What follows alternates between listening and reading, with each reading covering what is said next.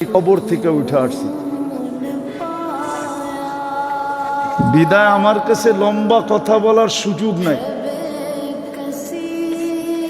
কিন্তু অঙ্গীকার দিয়া ফেলছি যদি শুধু এই প্রোগ্রামটাই থাকতো তাহলে কিন্তু আমার আসার সুযোগ ছিল না। আসার সুযোগ হয়েছে দুটা মাদ্রাসার প্রোগ্রাম এটার সাথে যুক্ত ছিল, শুধু মাদ্রাসার দিকে তাকায় আসতে বাধ্য হয়েছি। ওই ফাঁকে আপনারাও পেয়ে গেছেন, নাইলে ডাক্তার আমাকে অনুমতি দিতেছিল না আমি এত দূর আসি।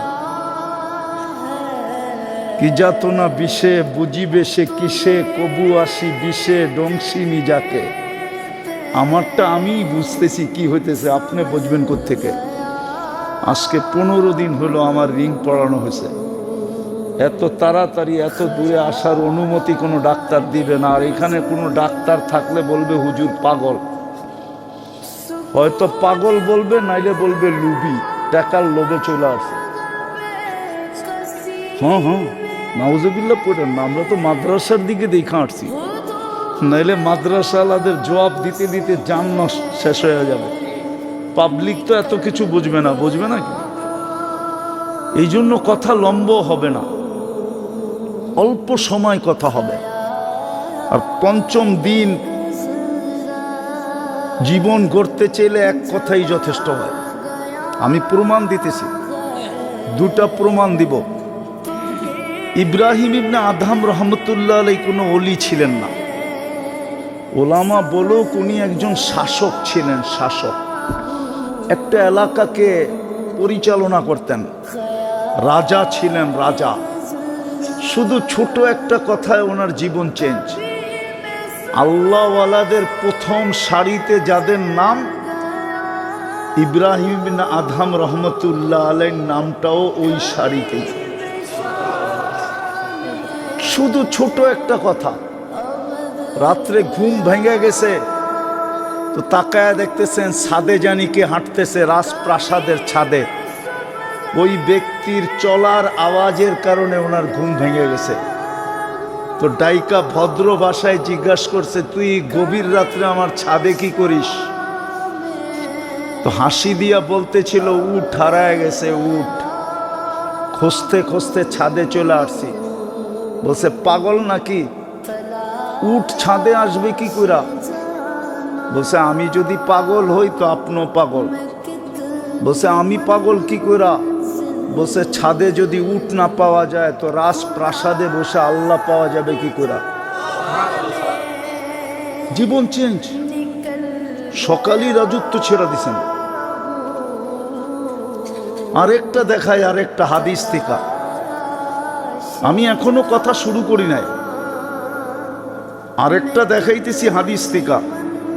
বনি ইসরাইলে এক বদমাস ছিল, কিফিল নাম ছিল, কিফিল। গুনার পিছনে প্রতি রাত্রে খরচ করতেন বর্তমান টাকায় 70 থেকে 80 লক্ষ টাকা। আল্লাহকে টাকার পাহাড় দিছিলেন। ওই যুগে সোনার টাকা ছিল, সোনার রূপার টাকা। এক সময় আমাদের দেশেও রূপার টাকা ছিল। পাকিস্তান আমলের 1 টাকার কয়েনটা, এটা 1 তোলা রূপার ছিল। ওটার দাম এখন 4500 টাকা একটার দাম।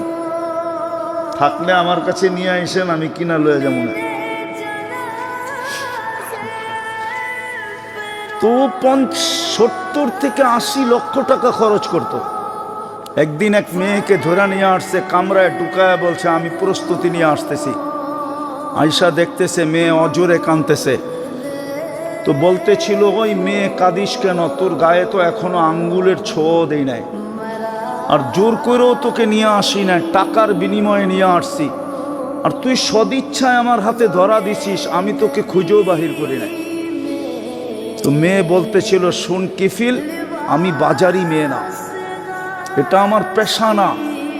বিপদের কারণে আমি তোর হাতে ধরা দিতে বাধ্য হয়েছি, কিন্তু কাঁদি কেন জানিস? এই জন্য কাঁদতেছি কে কালকে এই চেহারাটা আল্লাহকে কি করে দেখাবো। যদি তুই দাগ লাগায় দিলি তাইলে কালকে এই চেহারাটা আল্লাহকে কি করে দেখাবো। তীর মারলেও মনে হয় কিফিলের দিলে এত জোরে লাগতো না। এতটুক কথা এত জোরে লাগছে যে একটা চিৎকার দিছে আর মাটিতে পড়া গেছে। আর বলছে, বোন, তোর গায়ে আমি আঙ্গুলের ছোঁয়া দিব না, টাকা তোকে দিয়া দিলাম, কিন্তু একটা অনুরোধ করব যদি তুই রাখিস। বলছে, সেটা কি? বলছে, তুই হাত উঠাইয়া চোখের পানি দিয়ে আল্লাহকে বলা দে আমি তওবা করলাম, আমার তওবাটা যেন কবুল করে। রব্বে কাবার কসম, ওই রাত্রি কিফিলের মৃত্যু। কিফিল দুনিয়ার থেকে ওই রাত্রেই চলে গেছে। কিন্তু সকালে ঘরের দরজায় স্বর্ণ অক্ষরে লেখা উঠছে, কদ গফারাল্লাহু লিকিফলিন। আল্লাহ ফেরেশতা দিয়া লেখা দিছে, আল্লাহ কিফিলকে মাফ করে দিছে। একদিনের তাফসীরই যথেষ্ট। যদি জীবনটা গড়তে চাই আর আল্লাহর হুকুম মাইনা শুনি, নাহলে সারা জীবন শুনবেন, কোনো লাভ দিবে না। আমি সারা দুনিয়া ঘুরে বলতেছি, আমাদের দেশের মতো ওয়াজ দুনিয়ার কোনো দেশে হয় না, দুনিয়ার কোনো দেশে না। আমি 103টা দেশ এই দুই চোখে দেখা বলতেছি। কয়টা? আমি এই পর্যন্ত 103টা দেশ দেখছি। আমি 60টা মহাদেশ দেখছি। বাংলাদেশের মতো ওয়াজ দুনিয়ার কোনো দেশে হয় না। আর এত রাত পর্যন্ত এটাও দুনিয়ার কোনো দেশে হয় না। আর মানুষ এরকম চাতকের মতো শুনে বসা বসা মাটিতে লেপটি দিয়া, এটাও দুনিয়ার কোনো দেশে নাই। কিন্তু পরিবর্তনের দিক দিয়া দেখলে দেখি খুব কম। ওয়াজ তো হয়ে যাবে বাজার কমিটির, হয়ে যাবে ওয়াজ মসজিদের পক্ষ থেকে, কিন্তু জানি না কালকে নামাজের সফে কয়জন লোক নতুন দাঁড়াবে, মসজিদ কতটুকু বড়বে। আজান দেওয়ার সাথে সাথে বাজারের শাটার কয়টা বন্ধ হবে জানি না।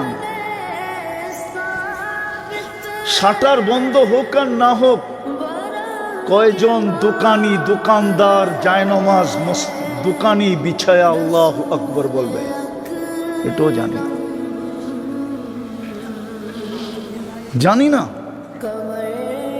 অথচ ডাকটা কার ছিল? কে ডাকছিল? কে? আল্লাহ। কে চিনেন? আরে বলেন না আল্লাহ কে? আল্লাহ ওসির থেকেও ছোট, ঠিক না? এসপির থেকে, ডিসির থেকে। এসপি ফোন করলে তো ঘাম বাইরে যায়, ওসি ফোন করলে তো লঙ্গি খুলা যায়। কিন্তু 5 বেলা তো আল্লাহ ডাকে। কিন্তু 90% মুসলমান তো নামাজ পড়ে না, 90% দোকানদার তো নামাজ পড়ে না। অথচ দোকানদারদের কাছে তো গ্যারান্টি কার্ড ছিল, যেই কার্ডটা এই বাংলাদেশে কারো কাছে নাই। দোকানদারদের কাছে একটা গ্যারান্টি কার্ড ছিল। আমি হাদিস দিতেছি, ইয়াহশুরু মান নাবিয়্যিন ওয়াস সিদ্দিকিন ওয়াস শুহাদা। কিয়ামতের দিন এই ব্যবসায়ীরা নবীদের কাঁধে কাঁধ মিলায়া কিয়ামতের মাঠে উঠতে পারত। এই গ্যারান্টি কার্ড তো এই ব্যবসায়ীদের কাছে ছিল না? ছিল না? কি হুজুর ভুল বলতেছি? হ্যাঁ, আত্তাজিরু সাদুকুল আমিন। বাজারে বৈশা যদি আল্লাহর হুকুমকে পুরা করত, সততার সাথে যদি ব্যবসা করত, আর যদি বাজারে বৈশা আল্লাহর হুকুমটাকে পুরা করত, আজান দিতে দেরি, দোকানে জায়নামাজ বিছাইতে দেরি করে নাই। আমি মসজিদে যাইতে বলতেছি না, দোকানে যদি জায়নামাজ বিছাইতে দেরি না করত, কমসে কম 4 বেলা তো এই বাজারের বাজারিরা দোকানেই নামাজ পড়ে, জোহর আসর মাগরিব এশা, তারপরে না বাড়িতে যায়। 4 বেলাই যদি দোকানে নামাজ পড়তো, রাগ হয় না? পায়ে হাত রাখি, পায়ে হাত রাখি। বলেন এই চেহারাটা কালকে আল্লাহকে কি করে দেখাবো? যে আল্লাহ আমাকে ব্যবসা দিল, আমি আমার আসল কথার দিকে চলে যেতেছি। আমরা বেশি দিন এখানে থাকবো না, আছি বটে, কিন্তু অচিরেই আমরা এখান থেকে চলে যাব। কিন্তু আমার প্রশ্ন হলো এই বাজারিদের কাছে, বাজার কমিটি আর মসজিদ কমিটি আর এই লোকদের কাছে, যুবকদের কাছে আমার প্রশ্ন, বলো যুবক, কালকে যে চলে যাব প্রস্তুতি কতটুকু? প্রস্তুতি কতটুকু? গ্যারান্টি না, প্রস্তুতি কতটুকু? কালকে যে আমি চলে যাব, কেননা যাওয়ার জন্য তো কোনো বয়স নির্ধারিত নাই, যাওয়ার জন্য তো কোনো সময়ও নির্ধারিত নাই।